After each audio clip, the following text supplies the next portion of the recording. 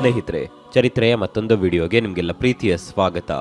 ನಮ್ಮ ದೇಶದ ಥಾರ್ ಮರುಭೂಮಿ ಶೀಘ್ರದಲ್ಲೇ ಹಚ್ಚ ಹಸಿರಿನಿಂದ ಕಂಗೊಳಿಸಲಿದೆ. ಈ ವಿಶಾಲ ಮರಳುಗಾಡು ದಟ್ಟ ಅರಣ್ಯವಾಗಿ ಬದಲಾಗಲಿದೆ. ಈ ಅರಣ್ಯೀಕರಣ ಈಗಾಗಲೇ ಶುರುವಾಗಿದೆ ಕೂಡ. ಭಾರತದ ಈ ಮರುಭೂಮಿಯಲ್ಲಿ ವಾರ್ಷಿಕವಾಗಿ ಕೇವಲ 150 ಮಿಲಿಮೀಟರ್ನಷ್ಟು ಮಳೆಯಾಗ್ತಾ ಇದೆ. ಆದರೆ ಇಷ್ಟು ಪ್ರಮಾಣದ ಮಳೆ ಮುಂಬೈನಂತಹ ನಗರದಲ್ಲಿ ಕೇವಲ ಕೆಲವೇ ಗಂಟೆಗಳಲ್ಲಿ ಸುರಿಯುತ್ತದೆ. ಅಷ್ಟು ಕಡಿಮೆ ಮಳೆಯನ್ನ ಈ ಮರಳುಗಾಡು ಪಡೆಯುತ್ತದೆ. ಚಳಿಗಾಲದಲ್ಲಿ ಇಲ್ಲಿ -5 ಡಿಗ್ರಿ ಸೆಲ್ಸಿಯಸ್ನಷ್ಟು ಮೈ ಕೊರೆಯುವ ಚಳಿ ಇದ್ರೆ, ಬೇಸಿಗೆ ಕಾಲದಲ್ಲಿ ಇದಕ್ಕೆ ತದ್ವಿರುದ್ಧ ಸ್ಥಿತಿ ಇರುತ್ತದೆ. ಸುಡುವ ಬಿಸಿಲಿನ ತಾಪಕ್ಕೆ ಇಡೀ ಮರಳು ಕಾದ ಕಾವಲಿಯಂತಾಗುತ್ತೆ. ಇದರಲ್ಲಿ ಬೇಕಂದ್ರೆ ನಾವು ನೇರವಾಗಿ ಹಪ್ಪಳವನ್ನ ಸುಟ್ಟು ತಿನ್ನಬಹುದು, ಅಷ್ಟು ತಾಪಮಾನ ಇಲ್ಲಿರುತ್ತದೆ. ಆದರೆ ಇದೀಗ ಈ ಮರುಭೂಮಿಯ ಸ್ಥಿತಿ ಅಚ್ಚರಿಯ ರೀತಿಯಲ್ಲಿ ಬದಲಾಗ್ತಾ ಇದೆ. ರಾಷ್ಟ್ರೀಯ ಅಂತಾರಾಷ್ಟ್ರೀಯ ಮಾಧ್ಯಮಗಳು, ಸಂಶೋಧನಾ ಸಂಸ್ಥೆಗಳು ಮಂಡಿಸಿರುವ ಅಧ್ಯಯನದ ಪ್ರಕಾರ ಮರಳುಗಾಡು ಅರಣ್ಯವಾಗಿ ಬದಲಾಗ್ತಾ ಇದೆ. ಸಾವಿರಾರು ವರ್ಷಗಳ ಭೌಗೋಳಿಕ ಹಿನ್ನೆಲೆ ಹೊಂದಿರುವ ಈ ಮರುಭೂಮಿ ಹೀಗೆ ಇದ್ದಕ್ಕಿದ್ದಂತೆ ಹಸಿರಾಗುವಲ್ಲಿ ಮನುಷ್ಯರ ಸಂಶೋಧನೆ ತಂತ್ರಗಳು ಕೂಡ ಇದೆ. ಇದರೊಂದಿಗೆ ಈ ಬಂಜರು ನೆಲದಲ್ಲಿ ಕಾಡು ಬೆಳೆಯುತ್ತಿರೋದರ ಹಿಂದೆ ಗ್ಲೋಬಲ್ ವಾರ್ಮಿಂಗ್ ಎಂಬ ವೈಜ್ಞಾನಿಕ ಕಾರಣವೂ ಕೂಡ ಇದೆ. ನೀವು ನಂಬ್ತಿರೋ ಬಿಡ್ತಿರೋ ಗೊತ್ತಿಲ್ಲ, ಆದರೆ ಹವಾಮಾನ ಬದಲಾವಣೆಗೆ ಈ ಗ್ಲೋಬಲ್ ವಾರ್ಮಿಂಗ್ ದೊಡ್ಡ ಮಟ್ಟದಲ್ಲಿಯೇ ಕಾರಣವಾಗ್ತಿದೆ. ಇದರಿಂದ ವಿಶ್ವದ ಹಲವೆಡೆ ಹಸಿರು ಮಾಯವಾಗ್ತಾ ಇದೆ, ಹಿಮಗಡ್ಡೆಗಳು ಕರಗ್ತಾ ಇದೆ, ನಗರ ಪ್ರದೇಶಗಳಲ್ಲಿ ಸಹಿಸಿಕೊಳ್ಳಲಾಗದಷ್ಟು ತಾಪಮಾನ ಏರ್ತಿದೆ. ಕೆಲವೆಡೆ ಋತುಮಾನಗಳಿಗನುಸಾರ ಮಳೆಯಾಗದೆ ಬೇಕಾಬಿಟ್ಟಿಯಾಗಿ ವಿಪರೀತ ಮಳೆಯಾಗ್ತಿದ್ರೆ, ಮತ್ತೊಂದೆಡೆ ಭೀಕರ ಕ್ಷಾಮ ಕಾಡ್ತಿದೆ. ವಿಚಿತ್ರ ಅಂದ್ರೆ ಈ ಗ್ಲೋಬಲ್ ವಾರ್ಮಿಂಗ್ ನಿಂದ ತಪ್ಪಿಸಿಕೊಳ್ಳಲು ಎಲ್ಲೆಡೆ ಮರ ಗಿಡ ನೆಡುವ ಕಾರ್ಯಕ್ರಮ ಜೋರಾಗಿಯೇ ನಡೀತಿದೆ. ಇದೇ ಗ್ಲೋಬಲ್ ವಾರ್ಮಿಂಗ್ ಕಾರಣಕ್ಕಾಗಿಯೇ ನಮ್ಮ ಥಾರ್ ಮರುಭೂಮಿ ಸಹ ಹಚ್ಚ ಹಸುರಿನ ನೆಲವಾಗಿ ಬದಲಾಗ್ತಾ ಇದೆ. ಈ ಹಸಿರೀಕರಣದ ಸುದ್ದಿ ಕೇಳಿ ನಾವು ಈ ಕ್ಷಣ ಸಂತೋಷ ಪಡಬಹುದು. ಕಾಡು ಬೆಳೆದರೆ ಕಂಟಕ ಯಾಕೆ ಅನ್ನುವ ಪ್ರಶ್ನೆಯೂ ಕಾಡಬಹುದು. ಆದರೆ ವೈಜ್ಞಾನಿಕ ಹಾಗೂ ಭೌಗೋಳಿಕ ಗುಣಲಕ್ಷಣಗಳ ದೃಷ್ಟಿಯಿಂದ ಇದು ಖಂಡಿತ ಭಾರತಕ್ಕೆ ಖುಷಿ ತರುವ ಸುದ್ದಿಯಲ್ಲ. ಥಾರ್ ಮರುಭೂಮಿಯಲ್ಲಿ ಕಾಡು ಬೆಳೆಯುತ್ತಿರೋದು ಭವಿಷ್ಯದಲ್ಲಿ ನಮ್ಮ ಮಳೆ ಮಾರುತಗಳ ಮೇಲೆಯೇ ಪರಿಣಾಮ ಬೀರಬಹುದು. ಇದರಿಂದ ಮಳೆ ಪ್ರಮಾಣ ಕಡಿಮೆಯಾಗಿ ಕ್ಷಾಮ ಆವರಿಸಬಹುದು, ತಿನ್ನಲು ದವಸ ಧಾನ್ಯಗಳ ಕೊರತೆ ಕಾಡಬಹುದು. ಇದನ್ನ ಕೇಳಿ ನಿಮಗೆ ವಿರೋಧಾಭಾಸ ಅನಿಸಬಹುದು, ಆದರೆ ವೈಜ್ಞಾನಿಕ ದೃಷ್ಟಿಯಿಂದ ಅದೇ ಸತ್ಯ. ಹಾಗಾದ್ರೆ ಥಾರ್ ಮರುಭೂಮಿಯ ಕ್ಷಾಮದ ಇತಿಹಾಸವೇನು, ಇಲ್ಲಿ ಹಿಂದಿನ ಪರಿಸ್ಥಿತಿ ಹೇಗಿತ್ತು ಅನ್ನೋದನ್ನ ಮೊದಲು ತಿಳಿಯೋಣ.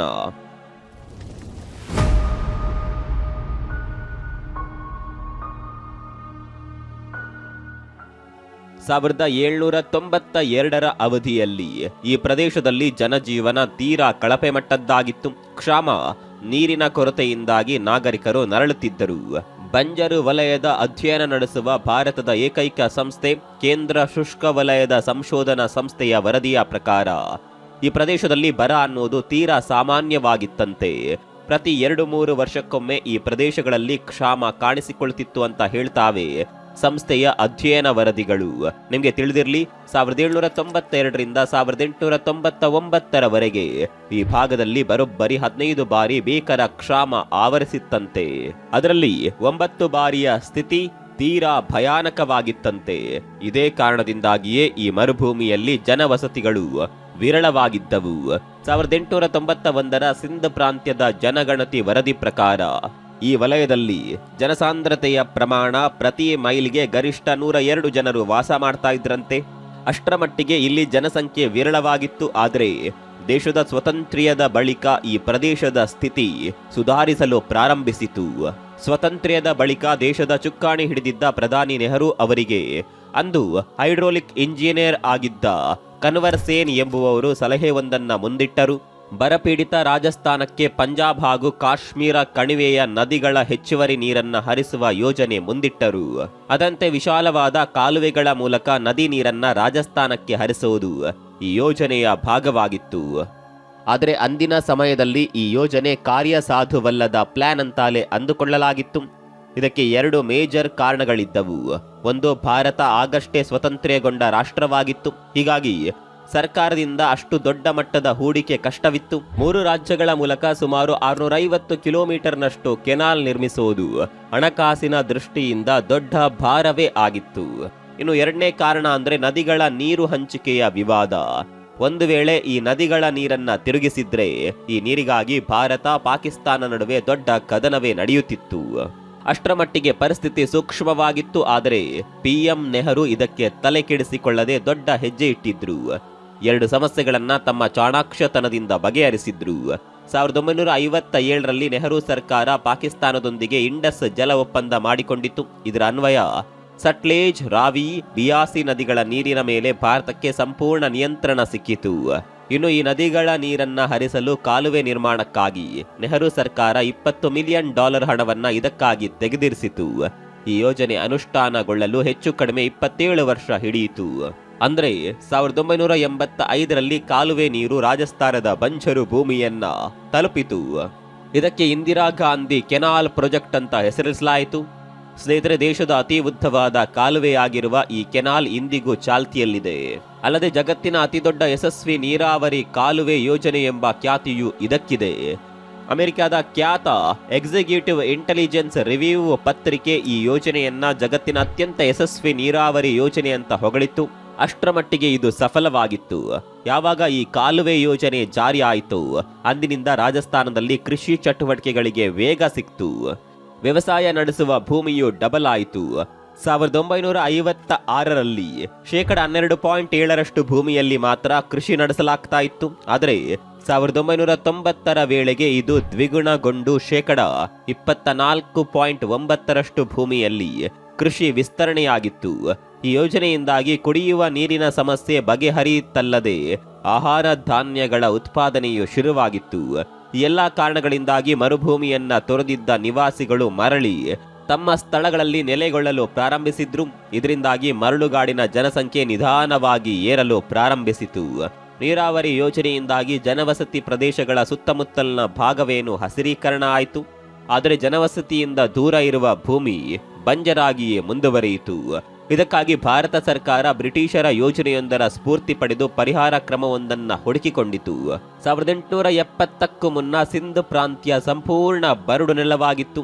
ಎಲ್ಲಿ ನೋಡಿದ್ರೂ ಬರಡು ನೆಲ, ಮರಳುಗಾಡೆ ಕಾಣ್ತಾ ಇತ್ತು.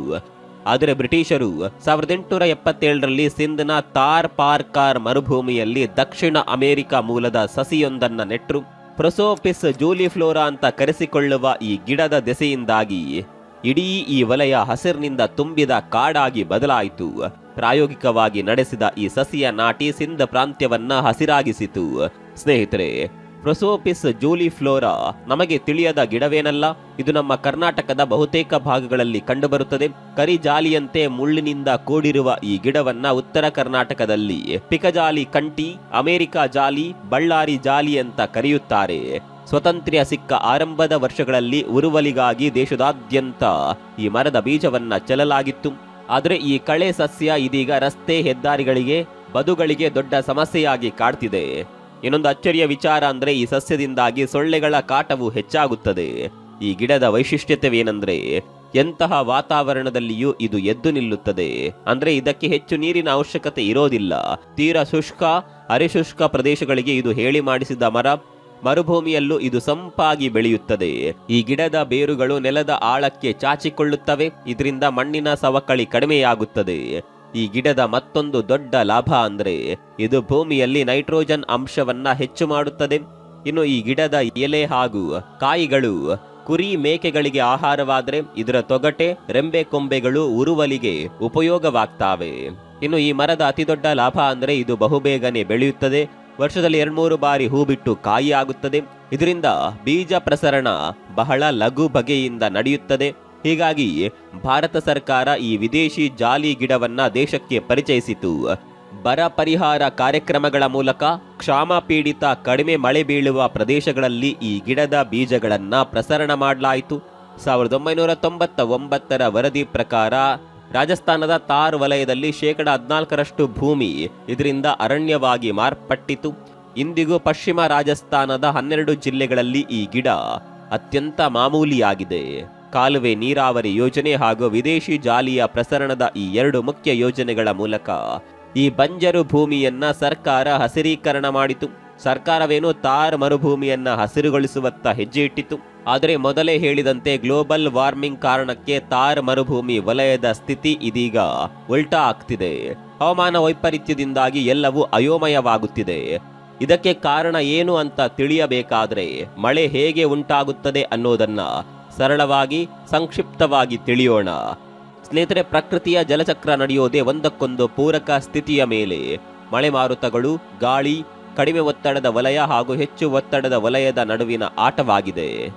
ಯಾವ ಪ್ರದೇಶದಲ್ಲಿ ಹೆಚ್ಚಿನ ತಾಪಮಾನ ಇರುತ್ತದೆಯೋ ಅಲ್ಲಿ ಗಾಳಿ ಬಿಸಿಯಾಗಿ ಮೇಲಕ್ಕೋಗಿ ಕೆಳಗೆ ಕಡಿಮೆ ಒತ್ತಡದ ಪರಿಸ್ಥಿತಿ ನಿರ್ಮಾಣವಾಗುತ್ತದೆ. ಅದರಂತೆ ಯಾವ ಪ್ರದೇಶದಲ್ಲಿ ತಂಪು ವಾತಾವರಣ ಇರುತ್ತದೆಯೋ ಆ ಭಾಗದಲ್ಲಿ ಗಾಳಿ ಭೂಮಿಯ ಸಮೀಪವೇ ಇದ್ದು ಮೇಲಿನ ಭಾಗದಲ್ಲಿ ಹೆಚ್ಚಿನ ಒತ್ತಡದ ಪರಿಸ್ಥಿತಿ ನಿರ್ಮಿಸುತ್ತದೆ. ವಿಜ್ಞಾನದ ಪ್ರಕಾರ ಕಡಿಮೆ ಒತ್ತಡದ ಬಿಸಿ ಗಾಳಿ ಹೆಚ್ಚು ಒತ್ತಡದ ವಲಯದತ್ತ ಚಲಿಸಿದ್ರೆ ಒತ್ತಡದ ವಲಯದ ತಂಪು ಗಾಳಿ ಕಡಿಮೆ ಒತ್ತಡದ ವಲಯದತ್ತ ಚಲಿಸುತ್ತದೆ. ಪರಿಸರದಲ್ಲಿ ಇಂಥದ್ದೊಂದು ಸಮತೋಲಿತ ವ್ಯವಸ್ಥೆ ಇದೆ. ಭಾರತದ ಉಷ್ಣಾಂಶವನ್ನ ತೋರಿಸುವ ಈ ನಕ್ಷೆ ನೋಡಿ. ಇದರಲ್ಲಿ ಬೇಸಿಗೆ ಸಮಯದಲ್ಲಿ ಅತಿ ಹೆಚ್ಚು ತಾಪಮಾನ ದಾಖಲಿಸುವ ಭಾಗವನ್ನ ಗಾಢ ಕೆಂಪು ಬಣ್ಣದಿಂದ ಗುರುತಿಸಲಾಗಿದೆ. ಅಂದರೆ ಥಾರ್ ವಲಯದಲ್ಲಿ ಬೇಸಿಗೆಯಲ್ಲಿ ಅತಿ ಹೆಚ್ಚು ಉಷ್ಣಾಂಶವಿರುತ್ತದೆ. ಅಂದರೆ ಇದು ಕಡಿಮೆ ಒತ್ತಡದ ವಲಯವಾಗಿ ಕಾರ್ಯನಿರ್ವಹಿಸುತ್ತದೆ. ಪರಿಣಾಮ ಸಮುದ್ರದಲ್ಲಿ ಎದ್ದ ಮಾನ್ಸೂನ್ ಮಾರುತಗಳನ್ನ ಕಡಿಮೆ ಒತ್ತಡದ ಪ್ರದೇಶದತ್ತ ಆಕರ್ಷಿತವಾಗಿ ಸಾಗುತ್ತಾ ಭಾರತದ ನೆಲದಲ್ಲಿ ಮಳೆ ಸುರಿಸುತ್ತದೆ. ಮುಂದೆ ಸಾಗಿದಂತೆ ಹಿಮಾಲಯಕ್ಕೆ ತಾಗಿ ಮರಳಿ ಈಶಾನ್ಯ ಭಾಗ ಸೇರಿದಂತೆ ಮತ್ತೆ ದೇಶದ ವಿವಿಧ ಭಾಗಗಳಲ್ಲಿ ಮಳೆ ಸುರಿಸುತ್ತದೆ. ಆದರೆ ರಾಜಸ್ಥಾನ ಮಾತ್ರ ಈ ಮಾರುತಗಳಿಂದ ಕಡಿಮೆ ಮಳೆ ಪಡೆಯುತ್ತದೆ. ಇದಕ್ಕೆ ಕಾರಣ ಅರಾವಳಿ ಬೆಟ್ಟಗಳು. ಮಾನ್ಸೂನ್ ಮಾರುತಗಳನ್ನ ಪಶ್ಚಿಮಕ್ಕೆ ಚಲಿಸದಂತೆ ಈ ಅರಾವಳಿ ಶಿಖರಗಳು ತಡೆಯುತ್ತವೆ. ಹೀಗಾಗಿಯೇ ರಾಜಸ್ಥಾನ ದೇಶದಲ್ಲಿಯೇ ಅತ್ಯಂತ ಕಡಿಮೆ ಮಳೆ ಪಡೆಯುತ್ತದೆ. ಆದರೆ ಇತ್ತೀಚಿನ ದಿನಗಳಲ್ಲಿ ಪರಿಸ್ಥಿತಿ ಬದಲಾಗ್ತಿದೆ ಅಂತಾರೆ ವಿಜ್ಞಾನಿಗಳು. ಗುವಾಹಟಿಯ ಕಾಟನ್ ಯೂನಿವರ್ಸಿಟಿಯ ಹವಾಮಾನ ತಜ್ಞ ಭೂಪೇಂದ್ರನಾಥ್ ಗೋಸ್ವಾಮಿ ಪ್ರಕಾರ ದೇಶದ ಹವಾಗುಣದಲ್ಲಿ ಅನಿರೀಕ್ಷಿತ ಬದಲಾವಣೆಗಳು ಕಂಡುಬರುತ್ತಿವೆಯಂತೆ. ಗ್ಲೋಬಲ್ ವಾರ್ಮಿಂಗ್ ಕಾರಣದಿಂದಾಗಿ ಬಂಗಾಳ ಕೊಲ್ಲಿಯಲ್ಲಿ ಒತ್ತಡದ ವಲಯಗಳು ನಿರ್ಮಾಣವಾಗ್ತಿವೆಯಂತೆ. ಆದರೆ ವಿಚಿತ್ರ ಅಂದ್ರೆ ಮಾರುತಗಳು ಉತ್ತರಕ್ಕೆ ಚಲಿಸದೆ ಥಾರ್ ಮರುಭೂಮಿಯತ್ತ ಚಲಿಸುತ್ತಿವೆಯಂತೆ.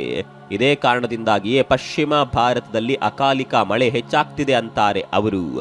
ಅಲ್ಲದೆ ಈ ಬಗ್ಗೆ ಗೋಸ್ವಾಮಿ ಸರ್ಕಾರಕ್ಕೆ ಎಚ್ಚರಿಕೆಯನ್ನ ಕೂಡ ನೀಡಿದ್ದಾರೆ.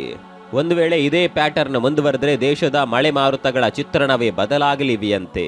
ವ್ಯಾಪಕ ಮಳೆಯ ಕಾರಣದಿಂದಾಗಿ ಥಾರ್ ಮರುಭೂಮಿಯನ್ನು ಇನ್ನು ಹೆಚ್ಚು ಹಸಿರಾಗಿ ಕಂಗೊಳಿಸಬಹುದು. ಆದರೆ ದೇಶದ ಬಾಕಿ ಪ್ರದೇಶಗಳು ಬರದಿಂದ ಕಂಗೆಡಲಿವೆ. Indian Institute of Tropical Meteorology ಅಂಕಿ ಅಂಶಗಳ ಪ್ರಕಾರ ಕಳೆದ 50 ವರ್ಷಗಳಲ್ಲಿ ಭಾರತದ ಪಶ್ಚಿಮ ಪ್ರದೇಶ ಸರಾಸರಿಗಿಂತ 25% ಹೆಚ್ಚು ಮಳೆ ಪಡೆಯುತ್ತಿದೆಯಂತೆ. ಇದಕ್ಕೆ ತದ್ವಿರುದ್ಧವಾಗಿ ಉತ್ತರ ಭಾರತ ಹಾಗೂ ಈಶಾನ್ಯ ಭಾರತದಲ್ಲಿ 10% ಮಳೆ ಇಳಿಕೆಯಾಗಿದೆಯಂತೆ. ಅಲ್ಲದೆ ಭವಿಷ್ಯದಲ್ಲಿ ಈ ಭಾಗದ 30ಕ್ಕೂ ಅಧಿಕ ನಗರಗಳು ನೀರಿಗಾಗಿ ಪರಿತಪಿಸಲಿವೆ ಅಂತ ವಿಜ್ಞಾನಿಗಳು ಎಚ್ಚರಿಸಿದ್ದಾರೆ. ಥಾರ್ ಮರುಭೂಮಿ ಹಸಿರೀಕರಣದಿಂದ ಉಷ್ಣಾಂಶ ಇಳಿಕೆಯಾಗಿ ಕಡಿಮೆ ಒತ್ತಡದ ವಲಯ ನಿರ್ಮಾಣವಾಗುವುದು ನಿಂತರೆ ಮಾನ್ಸೂನ್ ಮಾರುತಗಳ ಪಥ ಬದಲಾವಣೆಯಾಗಲಿದೆ. ಹೀಗಾಗಿ ನೈಋತ್ಯ ಮಾನ್ಸೂನ್ ಮಾರುತಗಳನ್ನೇ ಹೆಚ್ಚಾಗಿ ನಂಬಿರುವ ದೇಶಕ್ಕೆ ದೊಡ್ಡ ಹೊಡೆತ ಬೀಳಲಿದೆ. ಸ್ನೇಹಿತರೆ, ಥಾರ್ ಮರುಭೂಮಿಯನ್ನ ಹಸಿರುಮಯವಾಗಿಸುವ ಈ ಹುಚ್ಚು ಯೋಜನೆಯಿಂದ ಮತ್ತೊಂದು ದೊಡ್ಡ ಕಂಟಕ ಕಾಡಲಿದೆ. ಅದು ಮಿಡತೆಗಳ ಹಾವಳಿ. ನಿಮಗೆ ನೆನಪಿರಬಹುದು, 2020ರಲ್ಲಿ ಉತ್ತರ ಭಾರತದ ಹಲವೆಡೆ ಲಕ್ಷೋಪಾದಿಯಲ್ಲಿ ದಾಳಿ ಇಟ್ಟಿದ್ದ ಮಿಡತೆಗಳು ಬೆಳೆಗಳನ್ನ ಹುರಿದು ಮುಕ್ಕಿದ್ದವು. ಮಿಡತೆಗಳು ಸಾಮಾನ್ಯವಾಗಿ ಮರುಭೂಮಿ ಬಿಟ್ಟು ಬೇರೆಡೆ ಚಲಿಸಲಾರವು. ಆದರೆ ಮರುಭೂಮಿಯಲ್ಲಿ ಮಳೆಯಾಗಿ ಹಸಿರು ಹುಲ್ಲು ಬೆಳೆದರೆ ಸಾಕು, ಅವುಗಳ ಸಂತತಿ ದುಪ್ಪಟ್ಟಾಗುತ್ತದೆ. ಜೋಳ, ಗೋಧಿ, ಭತ್ತದಂತಹ ಧಾನ್ಯಗಳನ್ನ ಇಷ್ಟಪಡುವ ಮಿಡತೆಗಳು ಆಹಾರ ಸಿಗದೇ ಇದ್ದಾಗ ಬೇರೆಡೆ ವಲಸೆ ಹೋಗುತ್ತದೆ. 2020ರಲ್ಲಿ ನಡೆದದ್ದು ಅದೇ. ಆಫ್ರಿಕಾದ ಸಹರಾ ಹಾಗೂ ಗುಬಾನ್ ಮರುಭೂಮಿಯಲ್ಲಿದ್ದ ಈ ಮಿಡತೆಗಳು ಸಂತಾನೋತ್ಪತ್ತಿ ನಡೆಸಿದ್ದವು. ಆದರೆ ಆಹಾರ ಹುಡುಕುತ್ತಾ ಇರಾನ್, ಅಫ್ಘಾನಿಸ್ತಾನ, ಪಾಕಿಸ್ತಾನದ ಮೂಲಕ ಪಶ್ಚಿಮ ಹಾಗೂ ಉತ್ತರ ಭಾರತಕ್ಕೆ ಲಗ್ಗೆ ಇಟ್ಟಿದ್ದವು.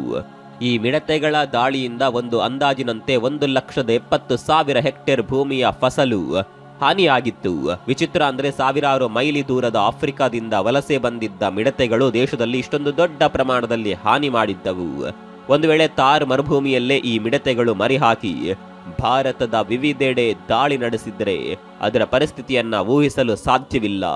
ಹಾಗಿರುತ್ತೆ ಅದರ ಎಫೆಕ್ಟ್. ನಿಮ್ಗೆ ಗೊತ್ತಿರಲಿ, 2020ರಲ್ಲಿ ಈ ಮಿಡತೆಗಳ ಹಾವಳಿಯಿಂದ ಪಾಕಿಸ್ತಾನ ತುರ್ತು ಪರಿಸ್ಥಿತಿಯನ್ನ ಘೋಷಿಸುವಷ್ಟರ ಮಟ್ಟಿಗೆ ಪರಿಸ್ಥಿತಿ ಹದಗೆಟ್ಟಿತ್ತು. ಹೀಗಾಗಿ ಥಾರ್ ಮರುಭೂಮಿಯನ್ನ ಹಸಿರು ವಲಯವನ್ನಾಗಿ ಮಾಡುವ ಸರ್ಕಾರದ ನಿರ್ಧಾರ ಸೆರಗಿನಲ್ಲಿ ಕೆಂಡ ಕಟ್ಟಿಕೊಂಡಂತೆ. ಇದು ಒಂದು ರೀತಿಯಲ್ಲಿ ಭಾರತಕ್ಕೆ ಟೈಮ್ ಬಾಂಬ್ ಇದ್ದಂತೆ. ಒಟ್ಟಿನಲ್ಲಿ ಥಾರ್ ಮರುಭೂಮಿಯನ್ನ ಹಸಿರಾಗಿಸುವ ಸರ್ಕಾರದ ಯೋಜನೆ ಭವಿಷ್ಯದಲ್ಲಿ ಭಾರತದ ಹವಾಗುಣ ಗುಣಲಕ್ಷಣಗಳನ್ನೇ ಬದಲಾಯಿಸುವ ಸಾಧ್ಯತೆ ಇದೆ. ಈ ಬಗ್ಗೆ ನಿಮ್ಗೆ ಏನನ್ಸುತ್ತೆ ಕಾಮೆಂಟ್ ಮಾಡಿ.